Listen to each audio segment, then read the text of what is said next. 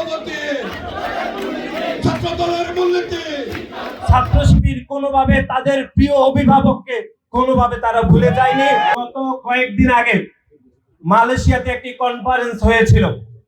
সেই মালয়েশিয়ার কনফারেন্সে যারা 1971 সালে বাংলাদেশের নিরীহ মানুষকে যারা নির্যাতন করেছে, যারা রাতের আধারে নির্বিচারে গণহত্যা চালিয়েছে, আমার বোনদেরকে যারা দর্শন করেছে, সেই সংগঠন ইসলামী জমিয়ত তালেবা পাকিস্তানের সভাপতি হাসান বিল্লাহ হাশিমির সাথে আমাদের দেশের একটি ছাত্র সংগঠন ছাত্র শিবিরের সভাপতি জনাব জাহিদুল ইসলাম কিন্তু গোপনে দেখা করে চলে আসছেন।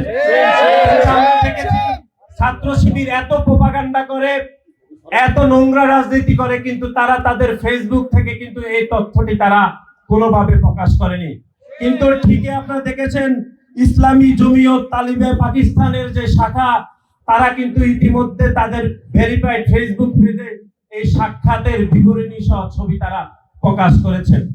আমরা স্পষ্টভাবে বলতে চাই, তালেবান পাকিস্তান সে 1971 সালে বাংলাদেশের গণহত্যা এবং গণধর্ষণের নেতৃত্ব দিয়েছিল, যাদের পরবর্তীতে যাদের নাম হয়েছিল ছাত্র সংঘ। সেই ছাত্র সংঘের বর্তমান পাকিস্তানের যে অংশটি ইসলামী জমিয়ত তালিবান পাকিস্তানের শাখার সভাপতির সাথে ছাত্র শিবিরের সভাপতির যে সাক্ষাৎ, সেটি প্রমাণ করে ছাত্র শিবির কোনোভাবে তাদের প্রিয় অভিভাবককে কোনোভাবে তারা ভুলে যায়নি। বান্ডেল থাকলে প্রতি সেনমানিতে টাকা বাঁচবে। বিকাশ সেনমানি বান্ডেল কিনে জিতুন প্রতি লেনদেনে। সালের যে গণহত্যা চালিয়েছিল, যে গণধর্ষণ চালিয়েছিল যে সংগঠন, সেই সংগঠনের সাথে দেখা করে বাংলাদেশের শিক্ষার্থীদেরকে তারা চরমভাবে বিভ্রান্ত করেছে এবং বাংলাদেশের শিক্ষার্থীদের সাথে তারা চরমভাবে বিশ্বাসঘাতকতা করেছে।